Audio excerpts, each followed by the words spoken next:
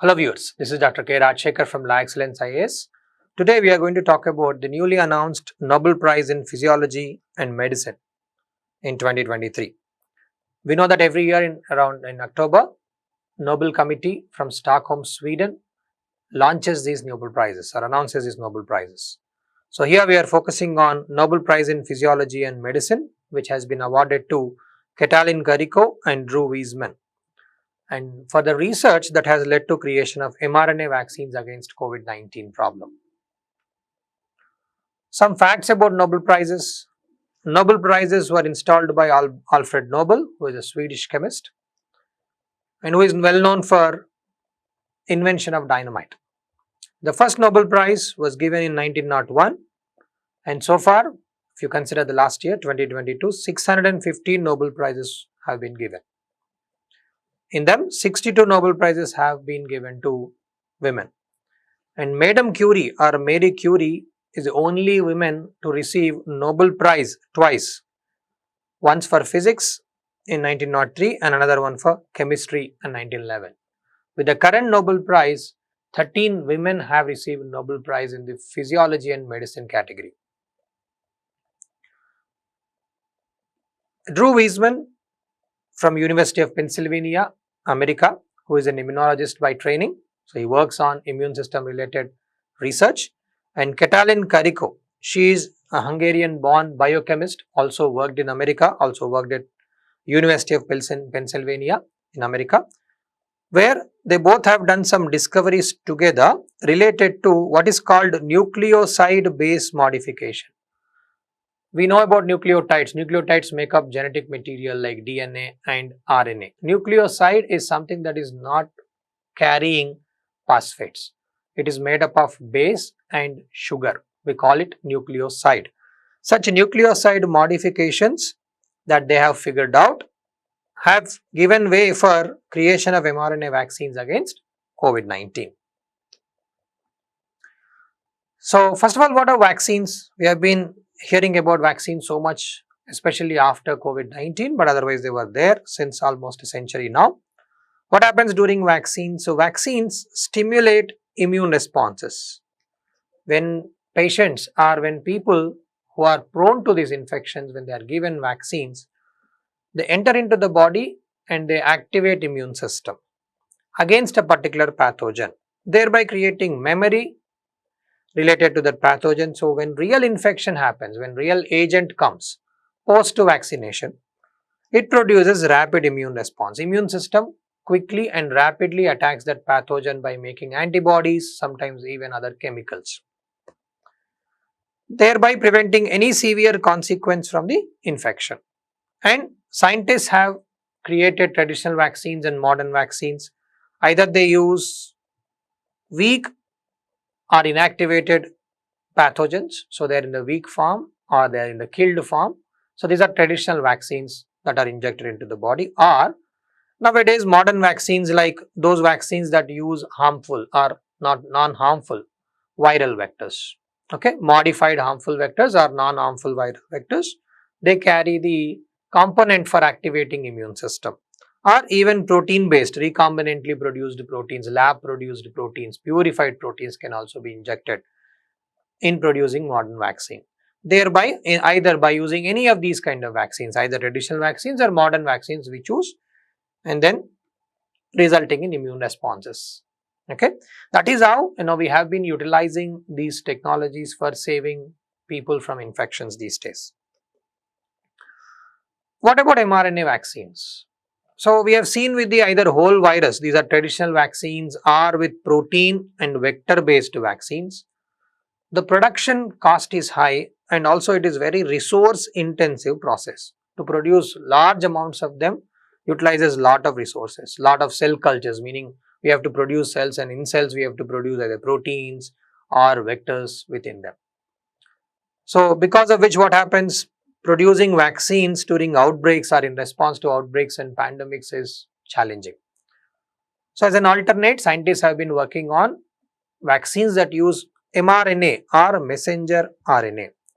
We know in our body, in any cell we generally have DNA as genetic material, which in a process called transcription produces messenger RNA or mRNA. We call it messenger RNA.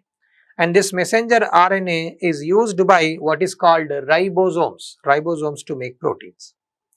Such messenger RNA is acting like a template in protein production as we see here. So what scientists have done in order to produce this messenger RNA, they have came up with a laboratory method, a method called in vitro transcription. This method is known as in vitro transcription. In vitro transcription. Transcription means creation of transcription, means creation of mRNA, messenger RNA. In vitro means in laboratory. Such methods have been designed by scientists. What about this research, current research which received Nobel Prize? What is their role? So the problem with mRNAs that are produced in the laboratory are unstable, and also when they are injected into cells produce some inflammatory response, a response that kinds of blocks the activity of the protein production. Okay, so against this mRNA, an immune system responses are created. Specifically, we call them inflammatory responses. So what this Kariko and Weissman, when they were working at Pennsylvania University together, with their ability or with their expertise in different fields, Kariko as an RNA biochemist who works on RNA, and Weissman who is an immunologist, they have tested how to reduce this inflammatory response by using RNAs with certain modifications, because they have noticed that in cells, normally in cells we have a modification system. If you produce them in a laboratory, this modification doesn't take place. Like for example, we have unmodified RNA with what is called uridine, one of the 4 nucleotide bases. Whereas if you modify uridine into what is called pseudo-uridine, a modified version of the uridine, what happens? Inflammatory response is disappearing. Okay, so in case of unmodified mRNA, inflammatory response is seen. When they instead used pseudo-uridine like modified versions, these are called nucleosides, so modified nucleosides, then inflammatory response is disappearing. So with those alterations, they could abolish inflammatory response, and also it increased the protein synthesis, addressing 2 major issues here in mRNA vaccine production.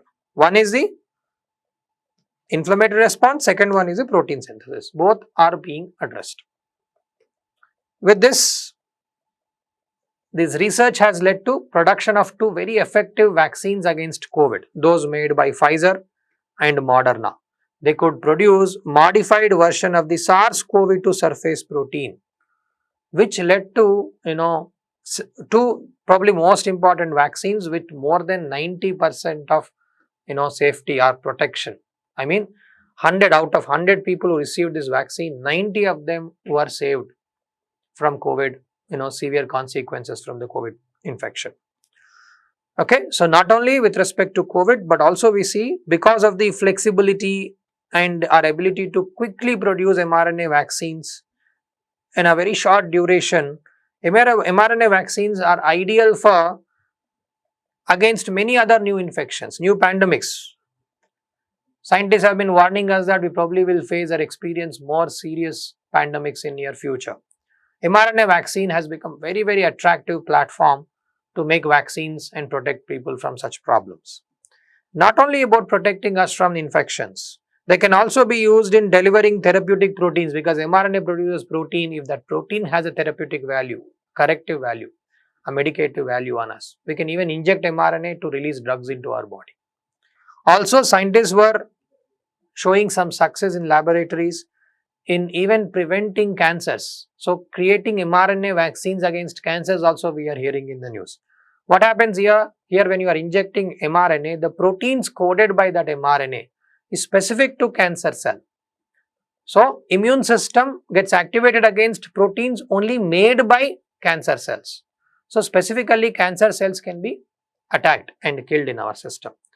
Like that, the research done by these 2 great scientists who received Nobel Prize this year has led to creation of modern vaccines and also helping in creating vaccines against other infections as well as cancers.